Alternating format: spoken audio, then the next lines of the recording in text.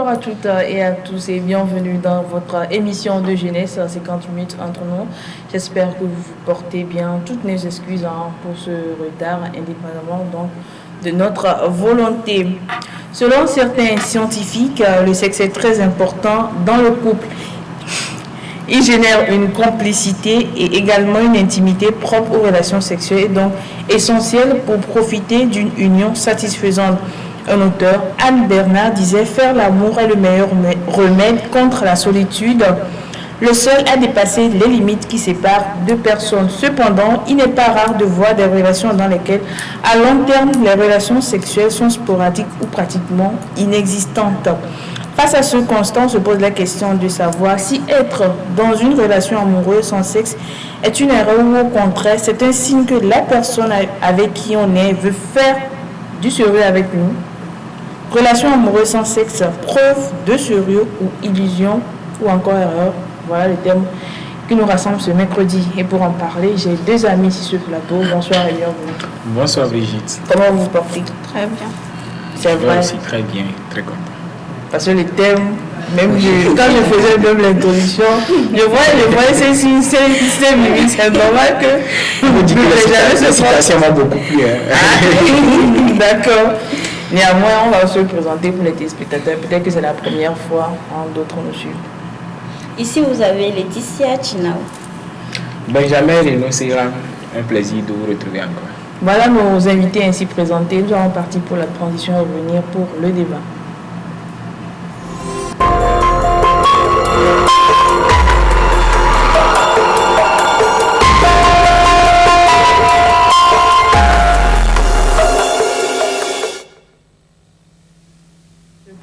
Avant d'aborder notre thème aujourd'hui, c'est le 1er juin et vous savez tous que c'est une date importante dans notre pays. Non, on ne parle plus de journée de la, mais campagne de reboisement. On a parlé ici du civisme. Est-ce qu'aujourd'hui, vous avez posé cet acte citoyen? En tout cas, il ne faut pas encore mis en mettant en terre un plan. Non, sincèrement, je ne l'ai pas encore fait. Pourquoi? Mais tu attends la nuit. Non, mais bon, j'étais prise. Ah d'accord. Et Benjamin? Ce fut un plaisir d'accompagner quelques jeunes ce matin. Je ne l'ai pas fait moi-même, mais depuis hier, je les ai instruits à ce qu'on le fasse. Il faut dire que ce sont des jeunes que j'encadre et ce matin déjà, on était sur le lieu. Ça a été pour moi un plaisir de voir plusieurs personnes et surtout ces autorités-là qui aujourd'hui se sont dépourvus de leur manteau d'autorité et se sont agenouillés sur la planète que nous partageons ensemble et ont mis sous terre des plants. Ça fait plaisir. Une chose est de planter, une chose est aussi d'entretenir ces choses-là que nous plantons, que nous mettons sous terre afin que nous puissions en profiter plus tard parce qu'il ne sert à rien de planter si on ne va pas en prendre soin. Voilà. Et il y a une personne qui m'a posé la question de savoir, depuis que cette journée a été instituée depuis 1977, les plans qui ont été mis en terre jusqu'à cette année, est-ce que ces plans existent encore? Pour une interrogation. Donc la question n'est pas forcément de mettre en terre, mais c'est de les entretenir. Voilà. Nous venons maintenant au thème qui nous rassemble ce mercredi. On parle de relations amoureuses sans sexe. D'abord, moi, j'aimerais savoir, Benjamin, est-ce que ce type de relation, est-ce qu'elle est possible? Une relation amoureuse sans sexe n'est que de l'utopie. Je vais oser déjà dire cela comme ça. Quand on parle de relation amoureuse, on a des paramètres qui tournent autour de la chose. Et quand on parle d'amour, il y a ce que nous appelons, je ne vais pas encore aller dans cette entreprise de redéfinition de l'amour ce soir, mais je suis tenté de le faire pour que les téléspectateurs puissent mieux comprendre. On a ce qu'on appelle communément l'amour grand A qui nous lie à notre père, à nos membres de nos familles et tout, qui nous empêche quand même d'avoir des relations intimes avec ces personnes-là.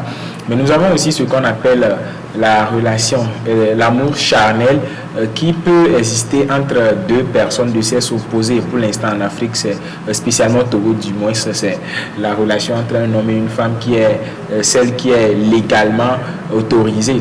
Ceci dit, une relation amoureuse d'emblée, je dis bien d'emblée, est tournée vers le sexe. La raison pour laquelle toutes les religions existantes ont tout de suite pensé à ce flux de la consommation du du plaisir d'aimer. Parce que aimer quelqu'un aussi, c'est cette magie-là qu'on arrive à faire, qu'on arrive à briser les règles des mathématiques. Plus en mathématiques, 1 plus 1 donne 2.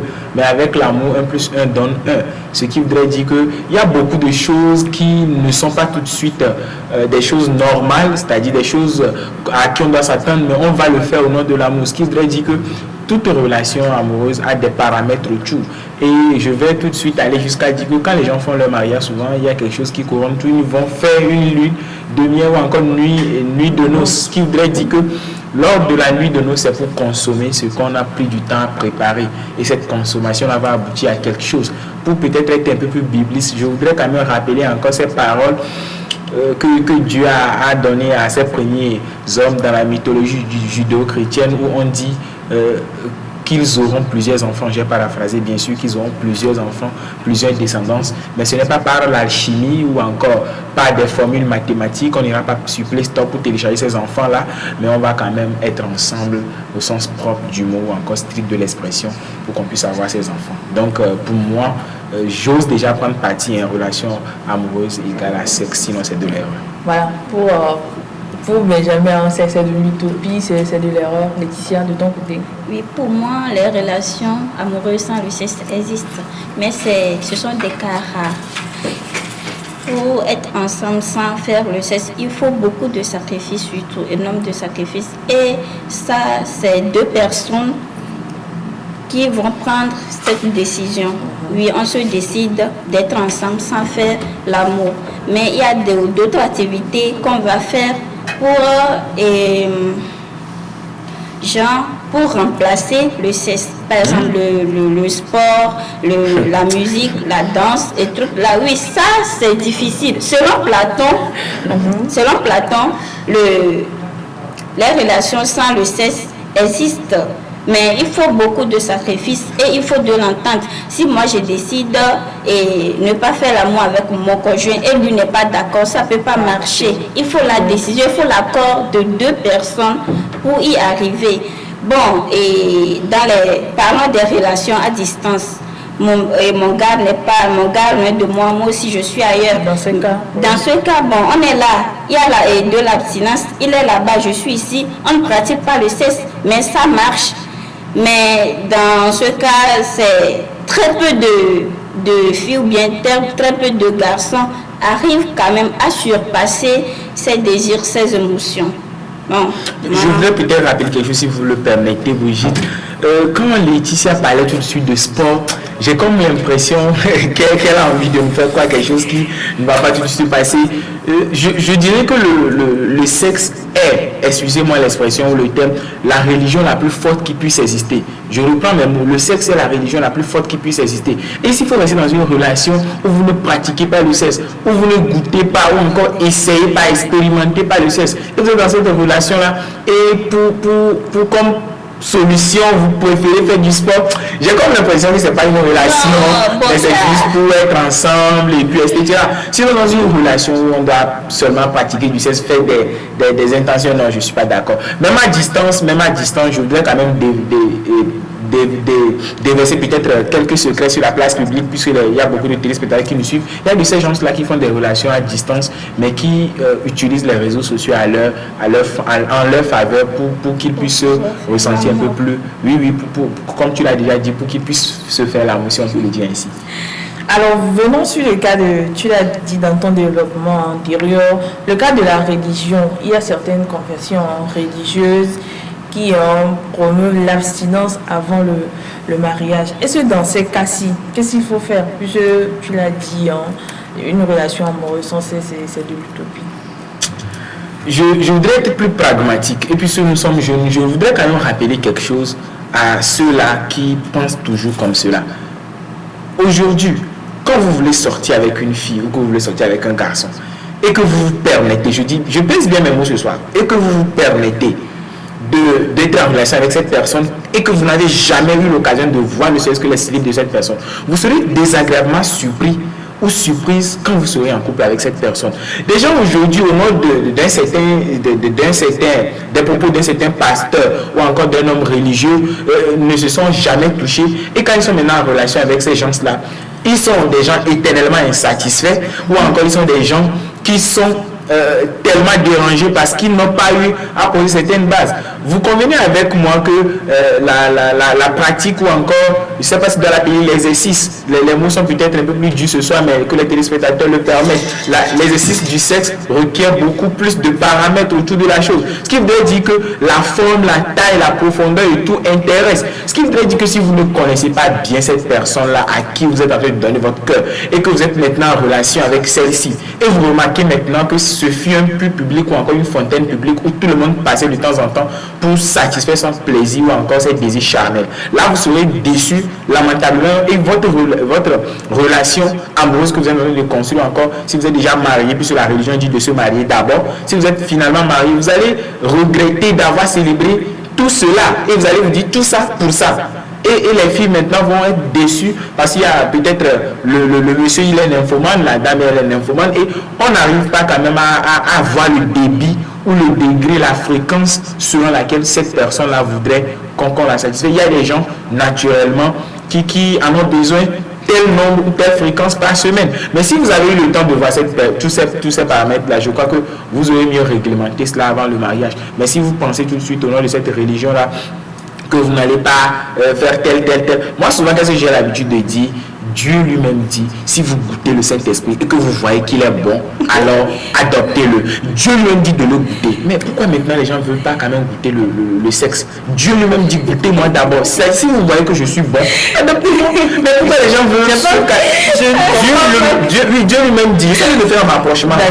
Dieu lui-même dit, si vous goûtez au Saint-Esprit et que vous voyez que c'est bon, je crois que c'est dans le contexte avec les apôtres, juste après les Pentecôtes. Et les gens voulaient croire en le Saint-Esprit pour ne pas être bibliste. Et on leur disait, si vous goûtez au Saint-Esprit que vous voyez que c'est bon, alors adoptez-le. Ce qui voudrait dire, si nous ramenons cette réalité-là, si vous goûtez au Saint-Esprit que vous voyez que le Saint est bon, alors adoptez-le. Mais si vous ne pouvez pas quand même acheter un chat comme nous parlons l'habitude de le dire, que le chat là sera emballé dans des colis, c'est pas possible. Il faut essayer la chose, voir. Mais j'avoue, on a bien dit le Saint-Esprit, on n'a pas dit le cesse. Si Dieu, ce que j'en ai dit, c'est que Dieu, dans sa magnanimité, dit essayez-moi. Mais vous n'allez pas quand même dire que Dieu lui dit essayez-moi. Dieu, le plus grand, dit essayez-moi. Mais le sexe, c'est quoi? Et vous voulez dire, on ne va pas l'essayer du moins. Laetitia, ta relation? Je suis d'avis avec Benjamin. S'il faut se marier, on doit se connaître. Bon, prenons un exemple banal. Je suis avec un mec. J'étais avec un S auparavant. Son truc était un peu plus gros, un peu plus long. Voilà. Et moins bon. Et là, on s'est séparés. Et je croise quelqu'un d'autre. Je me dis que non, que c'est après le mariage qu'on va se marier. Et voilà, lui aussi, il s'est abstenir. Au finish, on s'est mariés et notre nuit de noces. Mais bon, il plonge. Il voit que, madame là, non, elle est plus que tonneau. Et voilà que moi aussi je goûte à son truc, je vois que non, c'est trop petit. Donc tu vois, ça dégoûte. Bon, vous êtes déçus, naturellement vous êtes déçus et il n'y a plus de l'entente dans la relation. Donc moi ce que je propose c'est que quand on est en train de se préparer, quand on veut s'épouser, on doit se connaître, on doit connaître l'intimité de chacun. Il me connaît, je lui connais. S'il y a des choses à corriger, comme le grand frère vient de le dire, s'il y a des choses à revoir, et on va essayer de corriger ça. Mais je ne comprends pas, les pasteurs, les prêtres nous disent que faire le rapport avant le mariage, c'est de la fornication. Tout ceci, ça nous dérange parce que sur le plan scientifique, on nous dit que le sexe guérit, que le sexe élimine le stress et ses consorts. Et voilà, les prêtres, les pasteurs nous disent de ne pas pratiquer le sexe quand on n'est pas encore marié, que c'est un péché. Alors que si on ne le fait pas, arriver au mariage, c'est tout un tas de problèmes. Donc, faire le rapport sexuel avant le mariage, je ne trouve pas ça que c'est un péché. Et même bon, si réellement chez Dieu c'est un péché, alors là, le jour du jugement, on saura vraiment qui a raison si Dieu n'a pas dit cela, ou bien si c'est les hommes, c'est nous-mêmes qui ont... C'est les hommes de Dieu qui ont inventé pour arrêter beaucoup de dégâts. Voilà, oui, pour arrêter beaucoup de dégâts. Peut-être c'est leur idéologie, c'est le pourquoi ils pensent que le sexe avant le mariage n'est pas du tout bon. Voilà. Alors, Benjamin, au bout de tout ce que nous disons, est-ce que le sexe peut être considéré comme un élément indispensable dans toute relation amoureuse? Je suis tenté même de dire que le sexe est plus qu'indispensable. En fait, comme venait de le dire Laetitia, le sexe, loin d'être un passe-temps pour certains, parce que vous allez voir, il y a certains naturellement, puisqu'ils n'ont pas d'autre chose à faire que ça, c'est ce qu'ils font. Je ne suis pas de cette tendance-là qui pense comme cela. C'est pour dire que le sexe, en fait, c'est une potion magique, en fait, si je peux le dire ainsi. C'est pour dire que quand vous pratiquez le sexe, scientifiquement, c'est prouvé, en fait, que vous avez des répercussions positives. Je m'explique. C'est prouvé scientifiquement que le sexe élimine le stress et vous rassure. C'est-à-dire, le sexe vous permet en fait d'être plus sûr de ce que vous êtes en train de faire. Et vous permet... Laetitia voudrait que je partage des expériences, mais je m'abstiens de le faire. À la veille d'un examen, on a besoin plus de se concentrer.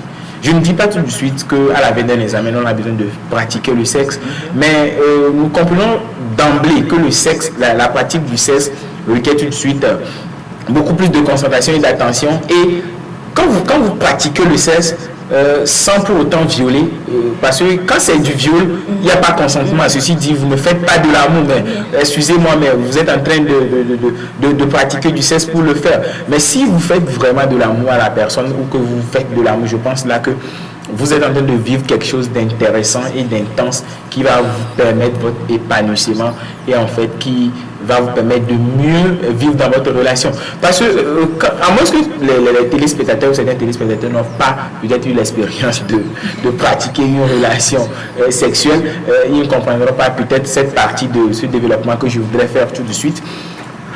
Quand vous voyez deux personnes qui veulent s'accoupler, qu'est-ce que vous allez remarquer? En début, il y a des mots doux qu'on se prononce et l'être humain a besoin en fait de ça.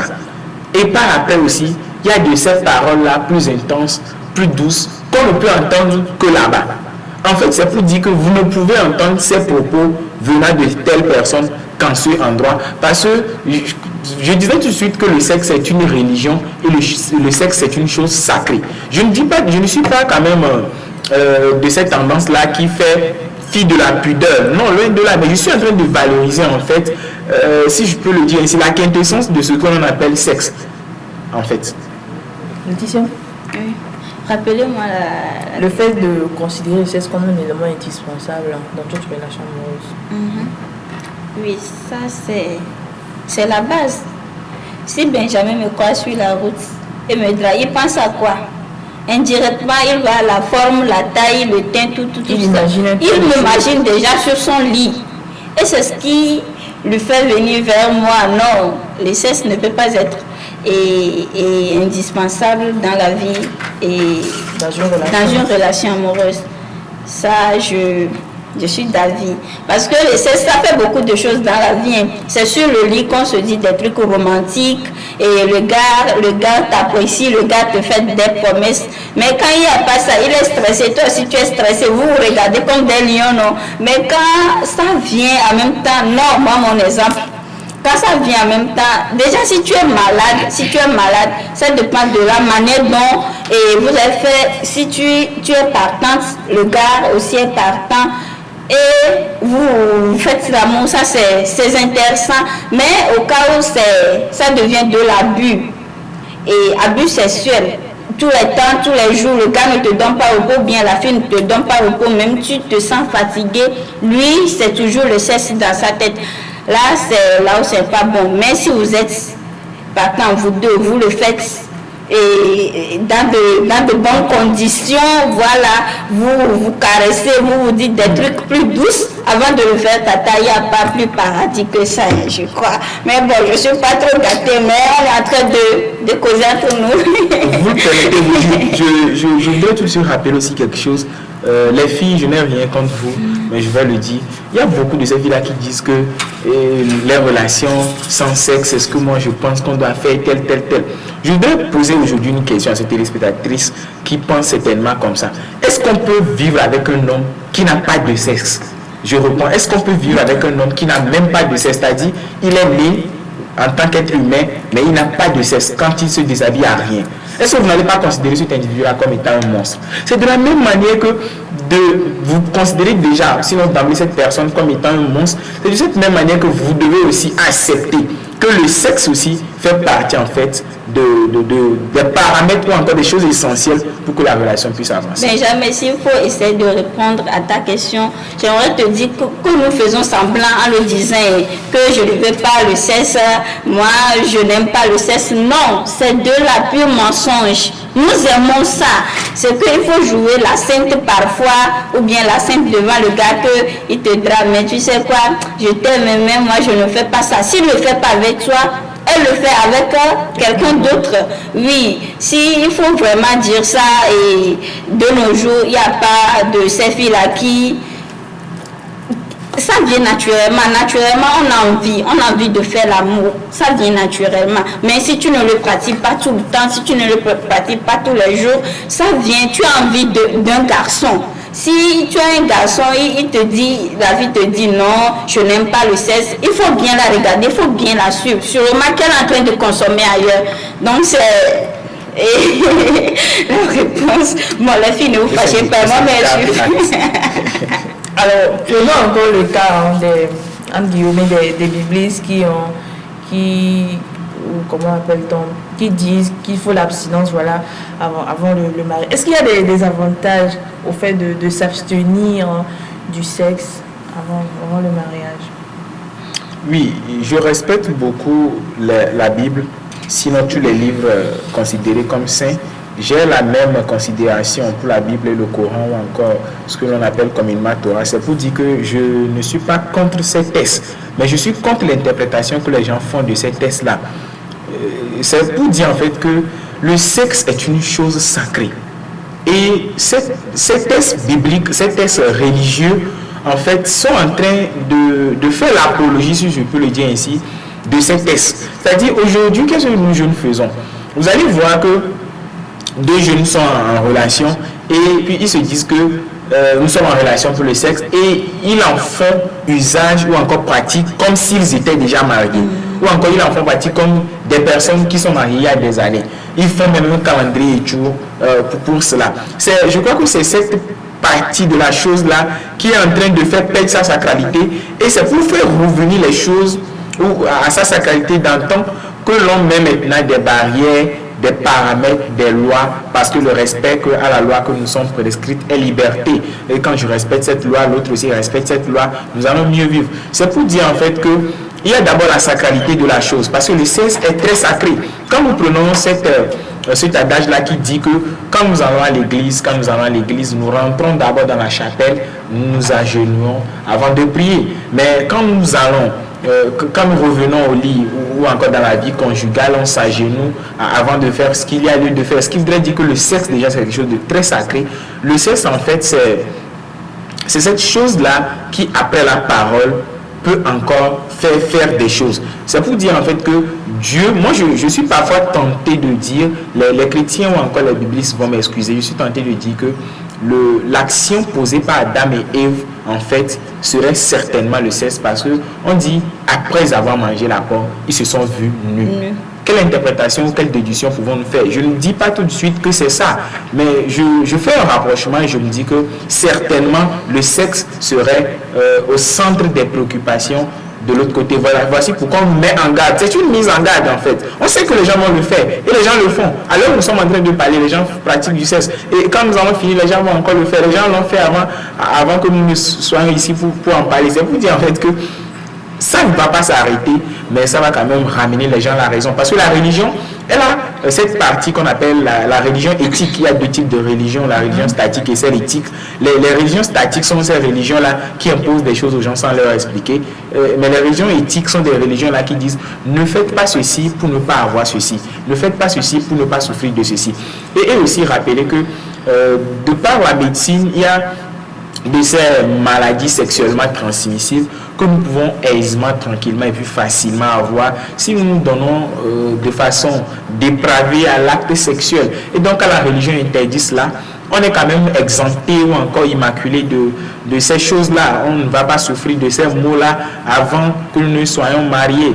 Et aussi, quand vous faites l'abus du sexe, comme je venais de le dire tantôt, vous n'aurez plus le goût du sexe, parce que vous allez voir que ceux qui ont les filles de joie, vous m'excusez l'expression, les filles de joie n'ont plus cette considération là de ce qu'on appelle l'acte sexuel, contrairement à quelqu'un qui s'est marié ou quelqu'un qui vit avec un homme.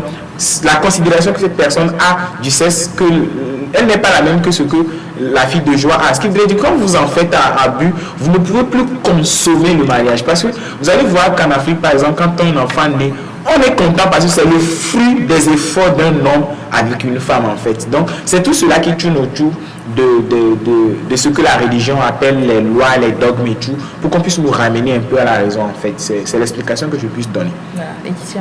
Est-ce qu'il y a des avantages de s'abstenir? Il y a beaucoup d'avantages. D'abord, ça permet à la fille de connaître, de savoir qu'elle est appelée à être au foyer. Et en tant qu'une jeune fille qui doit se marier, ne doit pas utiliser son corps comme elle le désire, mais plutôt l'entretenir, la protéger pour quelqu'un qui viendra et lui prendre de main. Donc si peut-être les pasteurs disent que nous devons nous abstenir avant le mariage, je vois que c'est pour éviter beaucoup de choses. Parce qu'on se croit, et c'est mon corps, c'est mon sexe, là je peux faire tout ce que je veux avec mon corps. Et alors qu'après le mariage, tu as des difficultés. D'abord, tu ne te sens plus, et l'homme ne sent plus le goût, et toi aussi, le pénis, ça ne te dit rien, quoi. Tu es là, bon, vous le faites parce que ce n'est plus quelque chose de nouveau pour vous. Voilà, donc je vois que les pères et les pasteurs ont parfaitement raison de nous demander de nous abstenir avant d'aller au mariage. Et Benjamin l'a déjà dit, ça fait vraiment du bien. Et quand vous êtes déjà marié, il est mon homme, je suis sa femme, de faire l'amour dans sa chambre sur son lit conjugal. Ça c'est de plus esthétique et plus beau que de nous donner. Actuellement, les jeunes font l'amour à n'importe quel lieu, au marché, dans les classes, dans les buvettes. On se frotte comme on veut, quoi. On n'a plus peur, on n'a pas honte. Et notre intimité, notre dignité, ça ne compte plus. Voilà, c'est pourquoi les pères et les pasteurs nous demandent de nous abstenir avant le mariage. Et c'est pour que nous aussi, nous ressentons et ce goût-là d'être femme au foyer. Si tu ne le fais pas, tu as une fois goûté, tu sais que c'est doux et que tu dois aller au foyer. Tu es pressé que quelqu'un vienne te prendre pour que à chaque fois tu le fasses avec cette même personne. Voilà, c'est mon point de vue. Madame Benjamin, qui parle d'avantages, pas d'inconvénients. Est-ce que peut-être le fait de peut-être vous connaissez sexuellement déjà dans une relation, est-ce que ça peut avoir un impact négatif sur la relation? Bien sûr que ça a d'impact négatif sur la relation, parce que quand il y a parfois aussi, quand vous cherchez quelque chose, quand vous voulez avoir, ça nous arrive, à moins qu'on n'a pas eu ne serait-ce que le CPD dans sa vie, quand vous cherchez un examen, quand vous l'avez, vous avez comme l'impression que ce n'est rien. Quand vous cherchez par exemple à vous acheter un vélo, quand vous avez le vélo, vous avez comme l'impression que le vélo n'est rien en fait, c'est la voiture que je cherche. Donc l'homme quand je parle d'homme grand H, l'homme est un être éternellement insatiable, que ce soit la femme ou l'homme. Petit H est un être éternellement insatiable, ce qui voudrait dire que peu importe ce qu'il aura, il ne sera jamais satisfait. Peu importe ce qu'elle aura, il ne sera jamais satisfait de cette situation-là. Ce qui voudrait dire que d'emblée, quand il tombe dans la relation, quand la fille vient déjà dans son lit, il a comme l'impression c'est l'aboutissement en fait de son récit et il ne veut plus de rebondissement dans cette affaire. Ou encore c'est la fille qui veut forcément avoir quelque chose et elle utilise le sexe à son dessein, elle l'aille, c'est fini. Il faut dire qu'il y a de ces inconvénients là qui adviennent. Les gens utilisent aujourd'hui le sexe comme étant un outil pour aboutir à des choses. Les téléspectateurs sauront certainement de quoi je parle. Vous allez voir des gens aujourd'hui, pour aboutir à quelque chose, ils utilisent le sexe comme étant un raccourci. Pour faire quelque chose, ils utilisent le sexe comme étant un raccourci pour le faire. Une fille, par exemple, qui souhaiterait avoir la clémence ou encore la doléance d'un chef ou encore d'un supérieur, d'une personne très proche, va faire usage de son sexe pour arriver à ses desseins.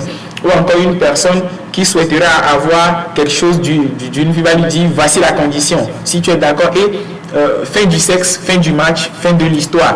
C'est ces choses-là qui arrivent. Or, je venais de dire ici, sinon je venais de prôner la sacralité de la chose sexuelle. Ceci dit, quand vous pratiquez le sexe pour mettre fin à des situations plus ou moins banales, vous êtes en train de désacraliser le sexe. Et moi, je ne suis pas aussi d'accord avec cette partie où on vend la virginité à vil prix. On vend la virginité à vil prix. Aujourd'hui, les gens savent pertinemment qu'en fait, ils n'ont rien à voir. C'est-à-dire, ils n'ont pas d'ambition, ils n'ont pas quelque chose à faire avec certaines filles, mais aujourd'hui, ils sont prêts, ces gens-là sont prêts à avoir l'honneur, en fait, la virginité de ces filles-là. Quand je parle d'honneur, il suffit juste de jeter coup d'œil dans la tradition africaine pour voir comment est-ce que l'on fait l'apologie de ce qu'on appelle virginité. Entre-temps, nous avions enseigné en classe de 4e, si j'ai bonne mémoire, que qu'est-ce qui se passait quand les gens se mariaient nouvellement?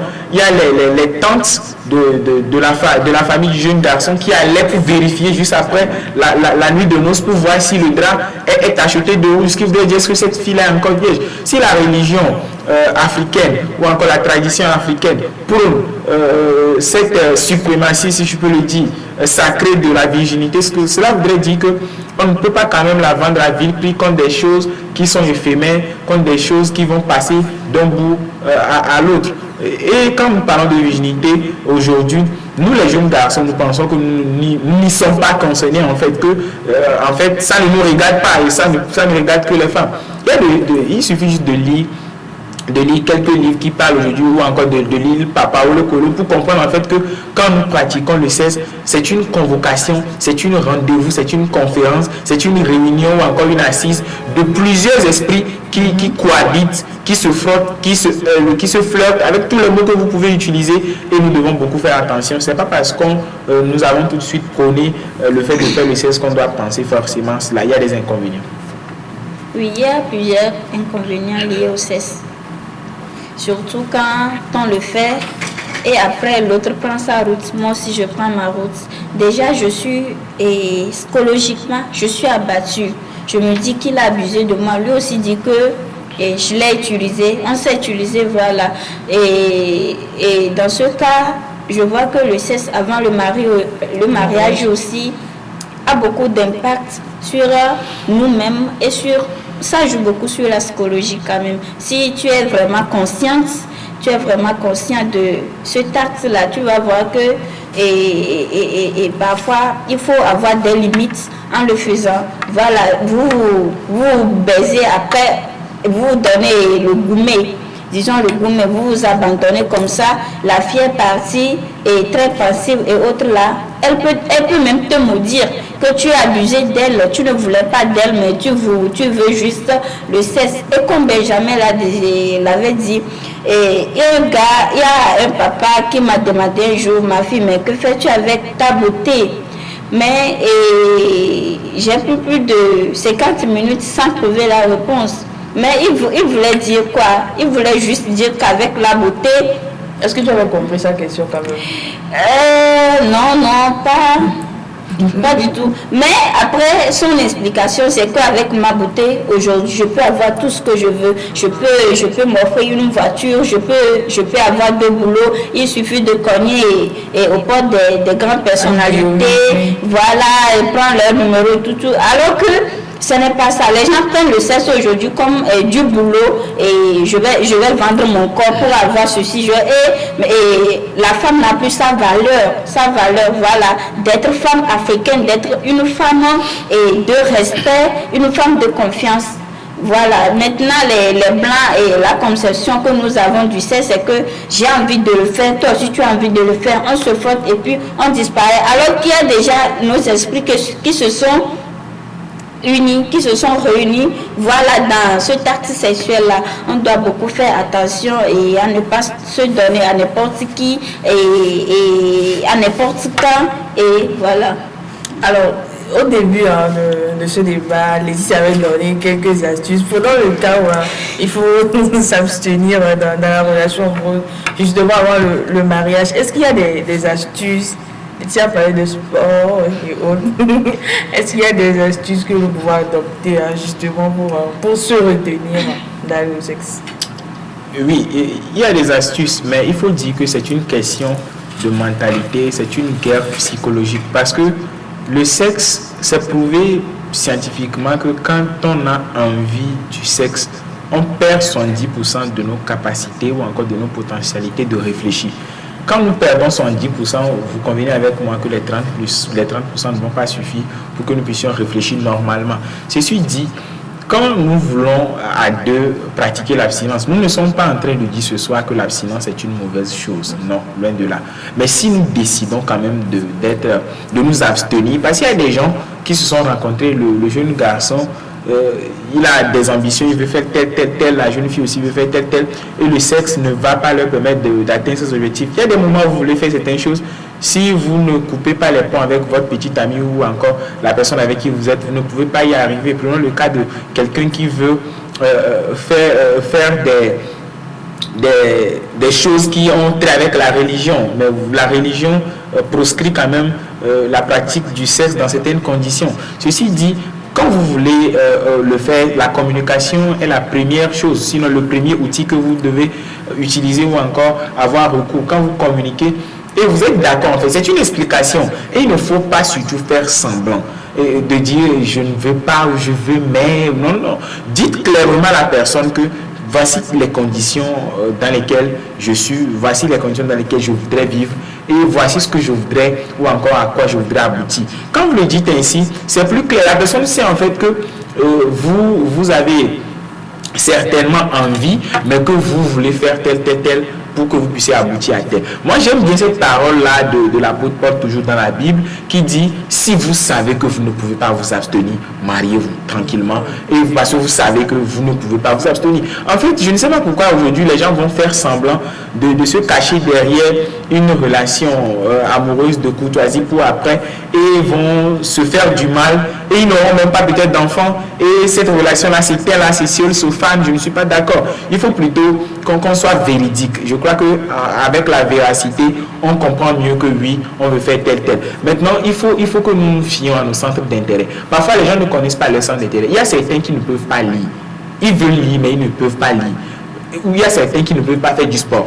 Moi, par exemple, qu'est-ce que j'ai fait? Je vais partager toute mon expérience. J'ai remarqué que je ne suis pas en réalité fait pour le sport. C'est ce que j'ai remarqué. Quand je veux faire du sport, j'ai sommeil. Quand je veux faire du sport, j'ai des préoccupations bizarres. Je me disais en fait que c'est mon entourage. Mais j'ai finalement compris, en m'approchant des personnes adéquates, que mon corps n'est pas quand même préparé psychologiquement pour le sport. Et qu'est-ce que je fais? Je n'en abuse pas. Quand je veux faire du sport, je le fais modérément. Il y a des gens qui ne peuvent pas lire. Vous allez voir, ils prennent des livres, ils commencent pas à dormir. Ça voudrait dire que si ton passe-temps, ce n'est pas ça, tu ne peux pas l'utiliser pour t'abstenir. Il faut connaître en réalité son centre d'intérêt et ses loisirs préférés. Parce que les loisirs peuvent être comparés au sexe. Quand vous avez par exemple le voyage comme étant votre loisir, quand vous voyagez, vous n'avez plus envie de faire du sexe parce que vous allez déjà satisfaire. Parce que Sigmund Freud disait que les libidos sont des sensations ou des émotions ou des intentions que nous avons qui reviennent, qui ressurgissent de notre inconscient. Et quand nous voulons les refouler,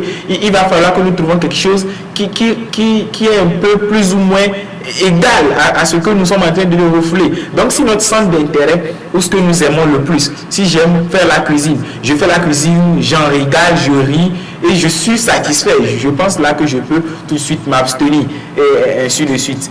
Je dois connaître mon vrai centre d'intérêt. Je ne vais pas, parce que j'aime la musique, imposer aussi la musique à ma partenaire. Elle voudrait avoir une relation sexuelle et je lui dis écoutant de la musique. Tu peux tout faire, mais il suffit juste qu'elle voit les danses d'une jeune fille nue dans la chanson que vous avez reçue. L'idée va encore ressurgir parce que ce n'est pas son centre d'intérêt préféré. Laetitia, qu'est-ce qu'il faut faire pour se retenir? Il faut trouver des activités à faire, des activités comparables au 16 bon et des activités de récréation, de divertissement, si c'est la lecture, si c'est le sport, si c'est la danse. Et il y a d'autres aussi qui utilisent le moyen qui n'est pas conseillé, les films pornographiques, juste pour s'en débarrasser de ces désirs-là. Il y en a actuellement, on est filles, on a à un moment donné, dans le mois, on a envie de pratiquer le sexe. Mais si tu es fort mentalement, il y en a d'autres qui utilisent le porno, qui regardent les films pornographiques pour s'en passer. Il y en a d'autres qui font de la masturbation, voilà, pour se libérer. Et il y en a aussi qui sont calés dans la tête, genre, elle sait qu'aujourd'hui, je suis dans mon jour d'ovulation, j'ai envie d'aller chez un homme, mais je ne vais pas le faire. Et elle trouve autre chose à faire, le sport, la danse ou encore quelque chose d'autre. Donc je vois que l'abstinence et nous pouvons refuser le sexe vraiment si on connaît nos points forts, si on sait ce qu'on peut remplacer, ce qu'on peut mettre à la place du sexe. Ça peut aller comme ça. Voilà, nous tendons à la fin de cette émission, mais rapidement, en guise de mots de la fin, est-ce que vous êtes pour en relation amoureuse sans cesse, c'est une utopie, une erreur, ou bien c'est du sérieux? Benjamin va répondre en un mot, en une phrase. C'est une erreur. Laetitia? Non, c'est pas une erreur. C'est bon, relation amoureuse sans cesse, ça peut aller. Ça peut aller. Oui, à condition que vous deux, vous planifiez, voilà, c'est la planification. C'est très difficile. C'est possible. C'est très difficile, mais ce sont des cas rares. Surtout quand on est à distance et le mec est ailleurs, moi aussi je suis ailleurs. Bon. Mais il y a des méthodes, comme tu viens de le dire, et les téléphones portables, le WhatsApp, bon, et les réseaux sociaux pour se satisfaire. Oui, il y a des inconvénients. Voilà, vous l'aurez donc compris, chers téléspectateurs, nous sommes arrivés à la fin du débat. Nous allons partir pour la dernière rubrique Top secret de la langue de Molière.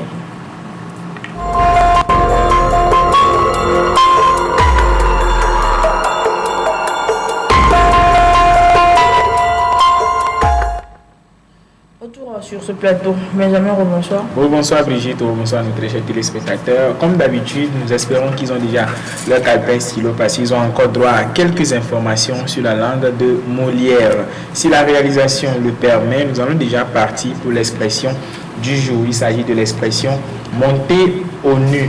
Monter au nu. Nu, N-U-E-S. Monter au nu qui signifie connaître un succès immense. On peut dire aujourd'hui qu'Almok, artiste de la chanson togolaise, est montée au nu pour dire qu'elle a connu un succès immense. Donc quand quelqu'un est en train de prospérer dans ses activités, on va dire que la personne monte au nu pour dire que la personne connaît un succès fou, comme nous avons l'habitude de le dire. Je te coupe pas, mais il y a une expression comme ça également, on dit la personne est tombée des nues. Oui, tomber des nues pour dire que la personne ne comprend rien de la situation. Voilà. Oui. Mais ici, monter au nu, ce qui voudrait dire qu'on a connu un succès immense. Merci. Nous continuons avec la citation du jour. Cette citation-là, dont on n'a pas l'auteur parce que c'est un proverbe africain qui dit « Qui a planté un arbre n'a pas vécu inutilement ». Aujourd'hui, c'est la journée où l'on célèbre l'arbre en quelque sorte. Et donc, nous retenons cette citation pour les téléspectateurs. « Qui a planté un arbre n'a pas vécu inutilement ». Il faut donc planter et entretenir. Nous partons aussi pour la conjugaison depuis un certain temps. Nous corrigeons aussi ces quelques erreurs que nous faisons en conjugaison. Le verbe falloir au présent de l'indicatif ne se conjugue qu'à la troisième personne du singulier. On dit donc il ou elle faut. On ne doit pas dire je faut, tu faut, nous, etc. Non, ça n'existe pas. On dit il ou elle faut. C'est comme le verbe chaloir qu'on avait conjugué ici la dernière fois sur ce plateau. Le féminin de malin aussi nous intéresse. On se pose souvent la question, est-ce qu'il faut dire maline? Non, ça ne se dit pas. On ne dit pas elle est maline. On dit plutôt elle est maligne. G-N-E. On ne dit pas elle est maline. Quoique le singulier, le masculin, pardon, soit malin, on dit plutôt elle est maligne. Pour finir, nous avons une image du jour. On se pose souvent la question, il faut jouer à pile ou face. Oui, il faut jouer à pile ou face, mais est-ce que c'est cette partie de l'argent à laquelle nous pensons qu'elle est pile, c'est cette partie réellement qui est pile, ou c'est l'autre partie-là qui est face? C'est la question qu'on se pose souvent. Aujourd'hui, retenez, très chers téléspectateurs, que quand vous prenez une pièce ici, l'exemple que nous avons, c'est la pièce de 100 francs CFA que nous utilisons au Togo ici. Quand vous prenez la partie où c'est mentionné 100 francs, là où on écrit la somme, c'est là-bas qu'on appelle pile. Maintenant, l'autre côté où on n'a pas écrit la somme, c'est ça qu'on appelle face. Pile, c'est la partie où on a mis l'argent. Donc, quand vous prenez tout de suite 200 francs, 250 et autres, vous allez voir là où on a écrit la somme, 250 francs, c'est pile. Et là où on n'a rien écrit, on n'a pas écrit la somme plutôt, c'est face. Les gens vont se poser la question, et 25 francs alors. Pour 25 francs, là où on a écrit 25 francs, c'est pile. Et là où on a une dame qui est en train de manipuler quelque chose, c'est face. Voilà donc qui m'a fait un top secret de la langue de Molière. Merci à toi, Benjamin. Ça nous permet d'apprendre certaines choses, des termes que nous utilisons abusivement, par exemple avec cette pièce de monnaie. La personne te dit pile ou face, mais elle ne sait pas vraiment. Alors. C'est quoi la face, c'est quoi on appelle pile. Merci donc à toi, Benjamin. Merci également à Laetitia qui était avec nous pour ce thème intéressant. Merci également à vous, très chers téléspectateurs, de nous avoir suivis. On dit également merci à toute l'équipe technique qui nous a aidé à réaliser ce numéro. On va se dire donc au revoir et à mercredi prochain.